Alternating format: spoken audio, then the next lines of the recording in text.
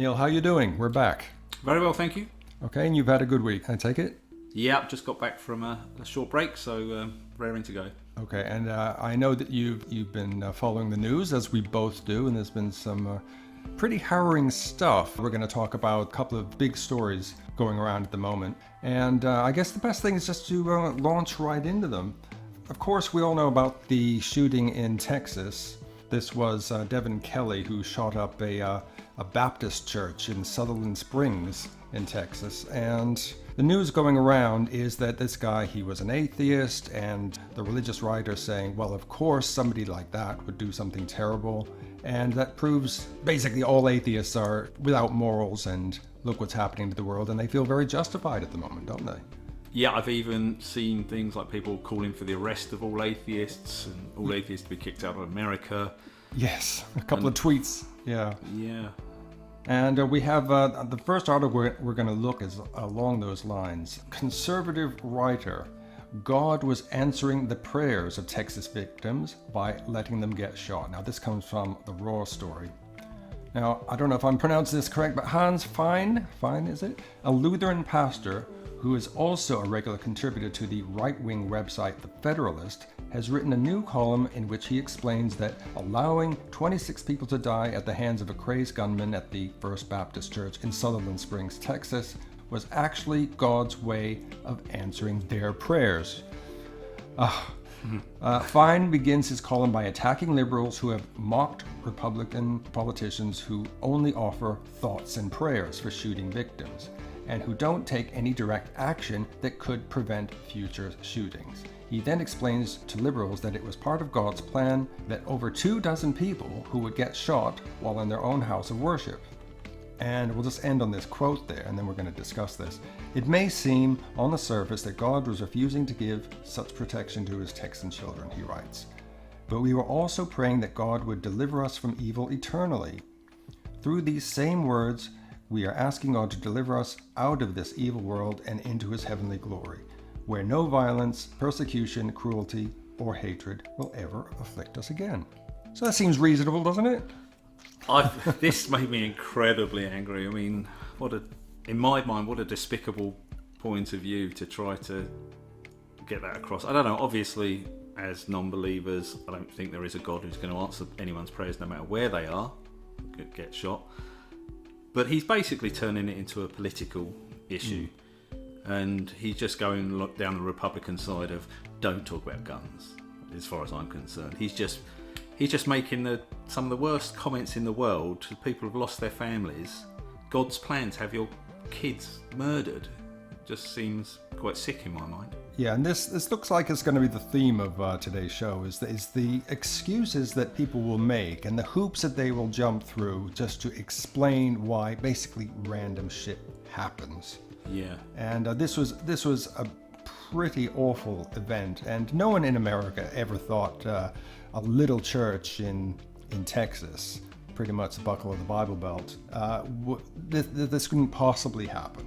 And of course, as soon as people found out that Devin Kelly recently liked a couple of atheist pages, I think on Facebook, friends said that he was preaching atheism. We don't know how true this is. And of course, they've all leapt all over this, and you see, he's an atheist, he has no morals, that's why this happened. So there's a couple of things here I think are quite important. It's quite important to say there was quite a lot of churches who came out and denounced this statement in this article. Yeah. Absolutely, so we have to say that, so that's important. But also on the was Devin an atheist side, it's been jumped on all over by the right-wing evangelical Christians. The fact of the matter is we don't know, and in fact, even his friend saying a few years ago he was a Bible preacher in Sunday school, doesn't sound like an atheist to me. Mm-hmm. And he was saying he was an atheist because he was going around talking about how much he hated God. Well, I don't care what anyone says, if you claim to hate God, you're not an atheist. You're acknowledging that God exists. Yeah, so there's no way he was an atheist if that statement by this person is true, that he's saying he hated God. Sounds like a very angry young man who had conditions going further back. If you look at the history, I believe he was discharged from the Air Force. Yeah, Kelly received a bad contact discharge from the Air Force. He He had assaulted his partner and child. He was sentenced to 12 months of confinement. And so, and he had a big beef with his family, I think with his mother-in-law. And he knew that she was going to be in church that day. And as someone else said, if she had been in a grocery store, it would have been a grocery store shooting. Yeah, and even the investigators themselves said, and they've got no axe to grind either way on the atheism Christianity debate. They've said it wasn't religiously motivated. No, at all. He had mental health issues. He had a dispute with his parents, and he was given easy access to guns. Yes, that is a deadly combination. So this goes back to what the pastor was saying about liberals mocking Republicans for giving prayers and doing nothing else. I mean, they don't only need to be mocked, they need to be held to account. They won't do anything to save these people's lives. He's saying God wanted him to go to heaven, we're saying God doesn't exist, so that's nonsense for a start. But the fact of the matter is there are people in the Republican Party at the top level and in the NRA who are letting people get killed time and time and time again without doing anything to try to reduce those numbers. Well, the big bugbear, of course, is that the NRA has got the government in a stranglehold at the moment. Trump, of course, he said, "Oh no, it's not a gun issue." Well, of course he's going to say that. The NRA are the government over there. I think he contradicted something he said earlier, because he said it was a mental issue this time, and before he said it wasn't a mental issue. And he doesn't talk out when it's a white person as badly as he slugged off if it's a Muslim or a coloured person. You don't need to worry about race, you don't need to worry about religion, you don't need to worry about whether someone was an atheist or that. These people all have mental health issues that aren't dealt with and given access to guns. Exactly. And this isn't a way of redressing the balance at all. I just want to point out that, of course, now they're all saying that, you see what atheists do. There have been plenty of, I suppose you could say, Christian terrorism that's gone on. For instance, just think of the Ku Klux Klan. There was Timothy McVeigh. He was an American domestic terrorist. Of course, he detonated that fertilizer truck bomb back in 95 at the federal building in Oklahoma. There's that group called the Christian Identity, who believe that Northern European whites are the direct descendants of the lost tribes of Israel, so they're God's people. So they're responsible, or at least have influenced a number of terrorist attacks around the world. Oh, and there was, back in the 90s, I think it was Gary Ridgway, who was a Bible-believing door-to-door evangelist who had a real thing against prostitutes and killed a whole load of them. I think it was up to 90. And he was a religious person. But what we're not saying here is that, you see, it's the religious people who kill more than atheists. The problem is, all these people we're talking about have got mental issues. It wasn't flagged up early enough, and in the case of Devin Kelly, he had access to guns, whereas in fact they should have done a proper check on him, and they didn't. And as we said before, it's a deadly combination. It is a deadly combination, and then to stoke up anger and more fear by calling for atheists to be arrested and that sort of thing it won't help anyone. I mean, I don't recall anyone after any of these attacks by Christians calling for Christians to be arrested and vetted and this sort of thing, or the same as Muslims to be vetted, and that we won't solve this problem by creating more division and hate. It just will not help at all. No. And moving on to some more fun, Neil. Oh God, Alabama state official invokes Joseph and Mary, that is from the Bible, to defend Roy Moore. After the Washington Post reported on Thursday that Roy Moore initiated a sexual encounter with a 14-year-old girl in 1979, Republican politicians scrambled into damage control mode. Moore is the Republican nominee for Alabama senator.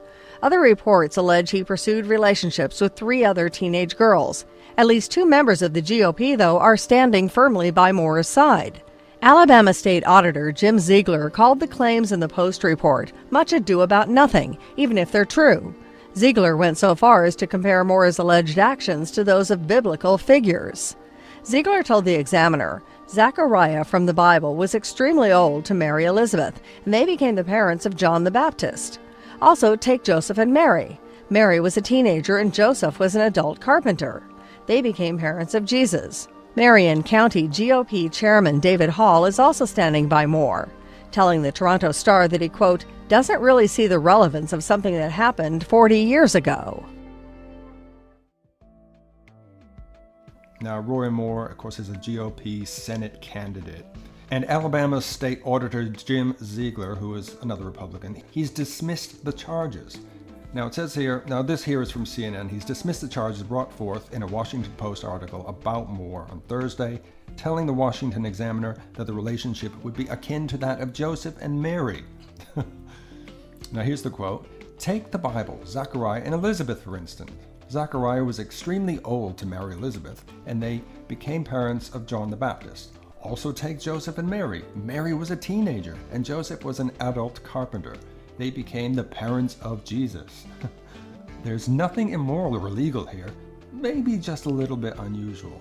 Well, first of all, Joseph wasn't the father of Jesus. It was the Holy Spirit. It was a supernatural knock-up. So that's wrong for a start. He doesn't know his Bible. And even if it was true, I mean, what do you think about this? Making this excuse. Well, let's take the very end of the statement. Nothing immoral or illegal was going on here. That is a sick point of view, because it was definitely illegal to have any sexual contact with a 14-year-old even that long ago. It was paedophilia. In his 30s. If it happened, we have to keep saying allegedly. Allegedly, Roy Moore met this girl at a party, chatted her up, and drove her out to his house in the woods, undressed her, undressed himself. There was a lot of touching above and below. And it's not just her who's come out, there's other people coming out now as well. I believe so. I think she's the youngest, allegedly. But again, this is another example of the extreme right and evangelicals willing to let people get away with absolutely anything if it suits their political gain. I don't think any serious religious person is going to say paedophilia is okay. He's doing this for political reasons. And again, luckily, many churches have come out and condemned this statement, which is absolutely good. But to say he's done nothing immoral or illegal, these are people in charge of Alabama. And this guy could be the senator for Alabama. He's very anti-gay. He's campaigned against gay marriage for as long as I can remember, and he's also pro-life. So they know that if he gets in, he's going to try to pass all these pro-life laws, and that's all they care about. What's a little pedophilia? I know. How on earth can you have someone representing you that you know does these things or allegedly has done these things? It's beyond my comprehension. Can't they find anyone better in the Republican Party? Is it only people with allegations of sexual assault left to stand for the party? I know the president has had many. Well, look at the litany of iniquities surrounding Trump, and yet they forgave all that. What he said about women. Pat Robertson in the 700 Club said, "Oh, it's locker room talk." If a Democrat had done this, he wouldn't have said that. He would have castigated him. He would have said, "Throw him out, lock him up." And Sean Hannity on Fox News was defending the senator. Yeah. And I just want to say to Sean Hannity, I hope you haven't got a 14-year-old girl, whoever gets put in this position, because... Yeah, if it's their daughter, then... I'm pretty sure you wouldn't be happy with that, and you wouldn't be justifying the actions of that person. Yeah. This is sexual assault of a minor, if it happened, and I don't know what you need to do to bar you from office these days, but it seems the Republican right and the evangelical right will forgive any sins, let's put it like that. And they're supposed to be the moral bastions of society. Yeah, well, I guess you can say the Bible never said anything about sexually assaulting people. Well, it didn't. Let's see, thou shalt not touch up a 14-year-old girl. No, that's not in the commandments, is it? No, not even the greater set of commandments, like that early 614 commandments, which they somehow never refer to anymore. It's not even in that. But the morals of the vast majority of religious people have moved on since those days, and they do find that abhorrent, and they do think it's illegal, and they do think there's people. Yes, we got it. There are plenty of people on every side, including the Christian side. We're not bashing all Christians here, that are saying, "Hang on, this isn't right. This is not right." Because as you've said, Neil, as I've said many times, that our morals are better than the morals within the Bible. They've moved on so far since the writings of Bronze Age men. They've moved on so far, so we shouldn't be holding them up as the pinnacle, because if you hold up the Bible morals as the pinnacle, you get people justifying alleged paedophilia. And surely, when they look to the Bible, they won't find anything about an animal shall not lie with an animal. So, which is why they should give these poor lions in Kenya a free pass. You've heard about this, the gay lions? Yeah, I'm glad we're finishing on a slightly lighter note today. I can't help but laugh every time I see this story. The gay lions.